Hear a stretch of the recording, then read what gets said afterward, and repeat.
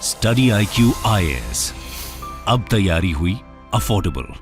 नमस्कार दोस्तों, क्या आपको पता है कि हमारे नॉर्थ ईस्ट इंडिया में अभी तक कोई भी यूनेस्को का कल्चरल वर्ल्ड हेरिटेज साइट नहीं है, लेकिन फाइनली इसको बढ़ाने के लिए भारत सरकार ने यूनेस्को के अंदर नॉमिनेट किया है भारत की तरफ से जो असम का चराई देव मोई डैम्स है। मैं आपको आगे बताऊंगा इसके बारे में डिटेल से, लेकिन ये आप देख सकते हो Assam royal burial mounds in race for UNESCO heritage site tag. तो बेसिकली ये जो आप देख रहे हो ना, इसको आसाम का पिरामिड भी कहा जाता है। बेसिकली पिरामिड की जब हम बात करते हैं तो आपने देखा होगा कि जो इजिप्ट है वहां पर बड़े बड़े ह्यूज पिरामिड जो हैं वो देखने को मिलते हैं और उसको कंपेयर किया जाता है। तो यहां पर आपके एग्जाम पर्सपेक्टिव से बहुत इंपॉर्टेंट हो जाता है कि ये एग्जैक्टली है क्या, इसकी फीचर्स क्या क्या है, इसकी खासियत क्या है, कौन से, जैसे अहोम किंगडम आपने सुना होगा, वहां पर ये कैसे बिलोंग करता है, काफी कुछ जानने को है। चलिए आगे बढ़ते हैं, लेकिन उससे पहले ध्यान रखिएगा, अगर आप इस साल यूपीएससी का प्रीलिम्स दे रहे हैं जो कि 28 मई को होने वाला है, तो आपके पास अभी भी मौका है, क्योंकि 27 जनवरी को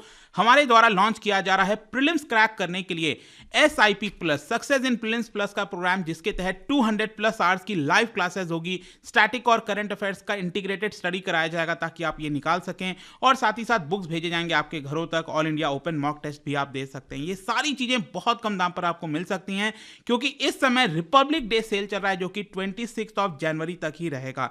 लेकिन इसके लेने के लिए हमारे वेबसाइट ऐप पर जाना होगा, या फिर कमेंट सेक्शन में इसका लिंक है, वहां पर जाइए, कोड इस्तेमाल करिएगा अंकित लाइव, ताकि आप इसको अवेल कर सकें। या फिर अगर आप 2024 के लिए प्रिपेयर कर रहे हो तो यहां पर प्रीलिम्स और मेंस की पूरी तैयारी के लिए ये वाला बैच लीजिएगा। अगेन ये भी 31 जनवरी से स्टार्ट हो रहा है, या फिर NCERT लेना चाहते हैं वो भी ले सकते हैं, कोई भी लेना है यूज करिएगा कोड अंकित लाइव, ताकि आपको एक्स्ट्रा डिस्काउंट मिल जाए। इसके अलावा और अगर आप MCQs अटेम्प्ट करना चाहते हैं तो मेरे इंस्टा पेज पर जाइए, वहां पर स्टोरीज में जितने भी MCQs हैं उसको आप अटेम्प्ट कर पाएंगे।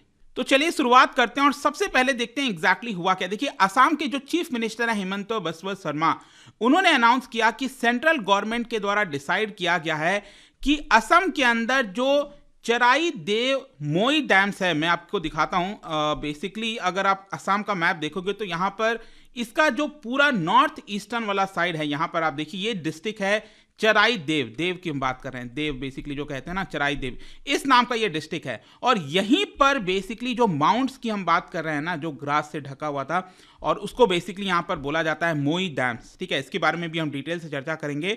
तो इसको भारत की तरफ से नॉमिनेट किया गया है ताकि यूनेस्को का जो वर्ल्ड हेरिटेज साइट के लिस्ट है उसके अंदर ये शामिल हो जाए। और इसीलिए उन्होंने ट्विटर पर आए हिमंत बिस्वा शर्मा, और उन्होंने लिखा कि we are immensely grateful to honourable prime minister, and क्योंकि उनके द्वारा इसको सेलेक्ट किया गया है और यूनेस्को के वर्ल्ड हेरिटेज साइट के लिए भेजा गया। लेकिन अगर ऐसा होता है और अगर 90 रॉयल बरियल्स को जो कि शामिल किया जाता है कल्चरल हेरिटेज साइट के अंदर, तो ये नॉर्थ ईस्ट का पहला, जी हाँ, नॉर्थ ईस्ट का पहला कल्चरल वर्ल्ड हेरिटेज साइट हो जाएगा। ठीक है, तो ये तो समय बताएगा लेकिन होता है कि नहीं। लेकिन यहां पर आप देख सकते हो जो चराई देव मोई डैम्स की जो हम बात कर रहे हैं, तो बेसिकली ये रॉयल बरियल है, मतलब कि मृत्यु के बाद जब शरीर को दफनाया जाता है, बरी किया जाता है, उसको बरियल साइट्स कहते हैं। तो ये रॉयल जो राजा महाराजा होते थे, जो अहोम किंगडम के अंदर देखने को मिलते थे, अहोम डायनेस्टी में, उनका बरियल साइट है बेसिकली। और अहोम डायनेस्टी, ध्यान रखिएगा, असम और उस नॉर्थ ईस्ट रीजन में 1228 से लेकर 1826 AD तक थी, मतलब 600 साल का एक बहुत ही लंबा इतिहास रहा है असम के अंदर, और आज भी काफी ज्यादा माना जाता है। और ये मैं बता दूं कि ये, जैसा कि आपको बता रहा था, कि ये जो लोकेशन है, और इसके नीचे एक और डिस्ट्रिक्ट है शिवसागर, और वहीं पर टाउन है शिवसागर, वहां से लगभग 30 किलोमीटर दूर जो है बताया जाता है कि चराई देव जो नाम का जगह है, वहीं पर इस तरह के माउंट्स आपको देखने को मिलेंगे। अब सबसे पहला क्वेश्चन है कि ये मोई डैम्स है क्या। देखो, इट इज अ ट्यूमुलस मतलब basically mound of earth raised over a grave, मतलब कि जहां पर दफनाया गया उसके नीचे इस तरह का जो माउंड है वो बना दिया जाता है, कुछ स्ट्रक्चर बना दिया जाता है बेसिकली। और एक्सक्लूसिवली अगर आप देखोगे तो ये अहोम किंगडम के अंदर जो रॉयल्स थे, जो राजा थे, महाराजा थे, तो रॉयल डायनेस्टी से बिलोंग करते थे, उन्हीं को यहाँ पर रखा जाता था। लेकिन इसके अलावा भी अगर आप देखोगे तो यहाँ पर बताया जाता है कि जो एरिस्टोक्रेट्स हैं, चीफ हैं, उनको भी असम के अंदर, मतलब जोरहाट डिस्ट्रिक्ट से लेकर डिब्रूगढ़ के बीच में, मैं आपको अगेन दिखाता हूँ, ये अगर आप देखोगे तो ये जोरहाट डिस्ट्रिक्ट आपको मिल रहा होगा और यहाँ पर है आपका डिब्रूगढ़। तो इनके बीच में भी कहीं कहीं आपको इस तरह के जो मोई डैम्स हैं वो देखने को मिलते हैं। अब इसकी खास बात क्या है, इसका फीचर क्या है, वो थोड़ा सा समझ लीजिए, आपके एग्जाम पर्सपेक्टिव से भी बहुत इंपॉर्टेंट है।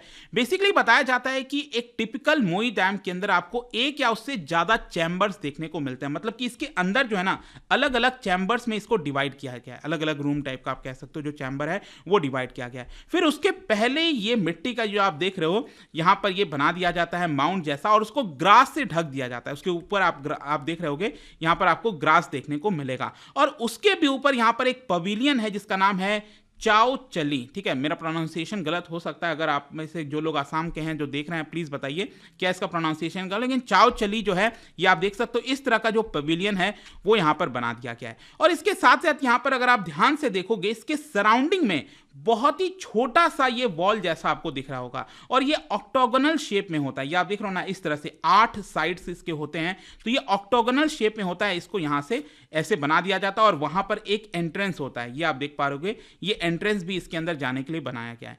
तो यही है बेसिकली मोई डैम्स जिसकी हम चर्चा कर रहे हैं और अहोम किंग एंड क्वीन को इसी के अंदर बरी किया जाता था। एंड अनलाइक हिंदूज में तो क्या होता है कि क्रीमेट किया जाता है, जो डेड बॉडी होती है उसको जला दिया जाता है, राइट। तो यहां पर तो क्या है कि इसको बरी किया जाता है। एंड हाइट एक और चीज है, यहां पर जितना ज्यादा हाइट का ये मोई डैम होगा उतना ज्यादा उसको रिप्रेजेंट करता है उसकी जो स्टेचर है पर्सन का, मतलब कि कोई पर्सन कितने पद पर होगा, जो उसका स्टेचर होगा, जितना ज्यादा स्टेचर होगा। सेम उसी प्रकार से जैसे इजिप्ट के अंदर मैंने आपको बताया ना, तो वैसा ही कुछ इसी तरह का भी है कि जितना ज्यादा स्टेचर का पर्सन होगा उसके लिए उतना बड़ा जो बरियल जो माउंट है वो यहां पर बनाया जाता है। हाउएवर यहां पर आप देख सकते हो कि इतने सारे माउंट्स हैं, ये जो मोई डैम्स हैं कई सारे देखने को मिलते हैं, लेकिन इसमें से सिर्फ 2 दैट इज गदाधर सिंघा और रुद्र सिंघा, इन्हीं दोनों का जो मोई डैम्स है जो माउंट्स है वो अभी तक आइडेंटिफाई किया गया है।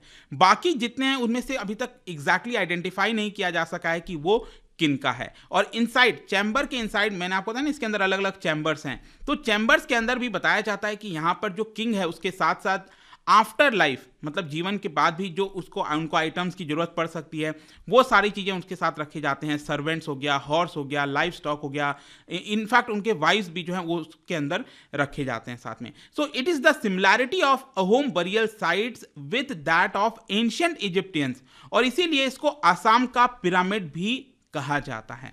तो यहां तक आई होप कि आपको चीजें समझ भी आ गई होंगी, लेकिन इसके साथ साथ क्वेश्चन ये भी है कि चराई देव इतना इंपॉर्टेंट क्यों है। देखो इसका नाम जो है ना चराई देव, ठीक है, ये बेसिकली अहोम किंगडम के समय उनका जो लैंग्वेज था वहीं से ये डिराइव होता है, चे राई दोय। तो ये चे का मतलब होता है सिटी टाउन, राई का मतलब होता है शाइन, दोई का मतलब होता है हिल। तो शॉर्ट में इसको कहते हैं shining town situated on a hill top. तो अहोम बेसिकली क्या होता था कि अहोम किंगडम का जो पूरा शासन था वो 600 साल मैंने आपको बताया, और बाकी किंगडम की तरह ये भी अपना जो कैपिटल है वो चेंज करते रहते थे एक जगह से दूसरे जगह। लेकिन जो सबसे पहला कैपिटल था यहां पर अहोम किंगडम का वो बेसिकली चराई देव में ही था। जो डिस्ट्रिक्ट मैंने आपको दिखाया चराई देव, वहीं पर आपको देखने को मिलेगा। 1253 में जो सबसे पहला स्टैब्लिश किया गया था अहोम किंग के द्वारा, इनका नाम था सुकफा, इनके द्वारा ये स्टैब्लिश किया गया था और पहला जो कैपिटल था वो चराई देव था। And through out Ahom rule जो है ये इसको सिंबॉलिक के तौर पर, रिचुअल सेंटर पावर के तौर पर देखा जाता था, क्योंकि ऑब्वियसली होता है ना, आपने भी देखा होगा आपकी पहली गाड़ी, आपकी पहली स्कूटर, बाइक जो भी है वो बहुत खास होता है। तो वैसे ही ये पहला क्योंकि कैपिटल था इसीलिए पूरे अहोम किंगडम के दौरान इसकी बहुत ज़्यादा खासियत थी। और सुकफका को यहाँ पर रेस्ट कर दिया गया चराई देव के अंदर माउंट बनाकर, ठीक है। और उसके बाद से सब्सिक्वेंटली जितने भी रॉयल्स आए उनका भी रेस्टिंग प्लेस वहीं चराई देव में ही रखा गया, और इसीलिए वहां पर कई सारे इस तरह के आपको देखने को मिलेंगे। ऑल्दो बताया जाता है कि 150 मोई डैम्स वहां पर हैं उस पूरे रीजन में, लेकिन सिर्फ 30 ऐसे हैं जो कि आर्कियोलॉजिकल सर्वे ऑफ इंडिया के द्वारा प्रोटेक्ट किया जाता है।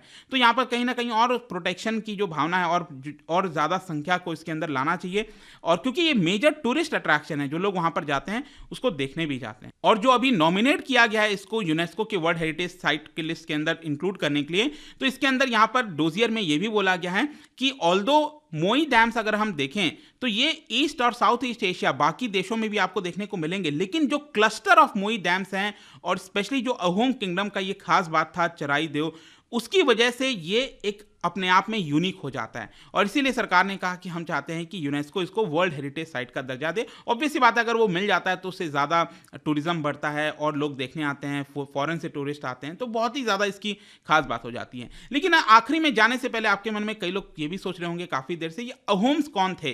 देखो, Ahoms were one of the India's longest reigning ruling dynasties.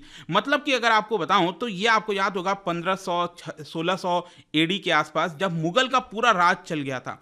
ठीक है, मुगल का पूरा लगभग भारत में आप देख सकते हो, दक्षिण से लेकर उत्तर पश्चिम तक जो है पूरा आपको देखने को मिलेगा, अफगानिस्तान तक।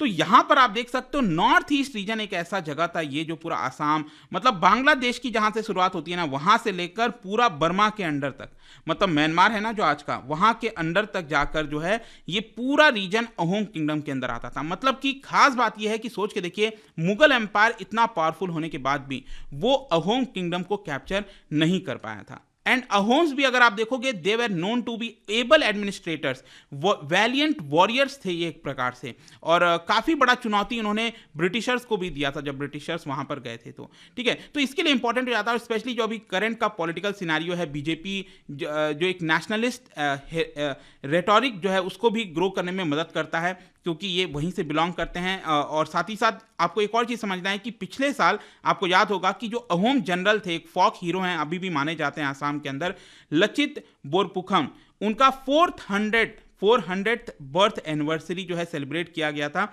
बड़े धूमधाम से, नवंबर 23 से लेकर 25 के बीच में। ठीक है, तो ये सब कुछ चलता रहता है, बट आई होप कि यहाँ पर ये जो पूरा वीडियो था regarding this UNESCO world heritage site का स्टेटस देने के लिए चल रहा है मांग, होता है कि नहीं वो तो समय बताएगा, बट आई होप कि आपको चीज़ें समझ में आ गई होंगी। और जाने से पहले एक बहुत ही इंटरेस्टिंग क्वेश्चन, क्या बता सकते हो 1874 में जब आसाम रीजन को बंगाल की टेरिटरी से सेपरेट किया गया था और एक चीफ कमिश्नर के अंदर डाल दिया गया था, तो क्या बता सकते हैं उस समय कौन था वॉइसरॉय ऑफ इंडिया इनमें से? इसका राइट आंसर आप सबको पता है, मेरे इंस्टाग्राम पर तो मिलेगा ही, वहां पर अगर आप नहीं हो कोई बात नहीं, टेलीग्राम से भी ले सकते हैं इसका सही उत्तर। मैं कई सारे जो MCQs हैं वो यहाँ पर स्टोरीज में डालता रहता हूँ। बाकी अगर आपको PDF ये तो टेलीग्राम पर आइए, अलग अलग सोशल मीडिया पर आप जुड़ पाओगे। और जैसा मैंने बताया, UPSC की अगर आप तैयारी कर रहे हो, इस साल का प्रीलिम्स दे रहे हैं या फिर अगले साल के लिए कर रहे हैं, कमेंट सेक्शन में हर एक के लिंक दिए गए हैं। Use the code Ankit live to get the maximum discount. And I hope कि वीडियो आपको पसंद आया होगा। मिलता हूं आपसे next time. Till then, thank you very much, see you soon. Study IQ IAS, अब तैयारी हुई अफोर्डेबल।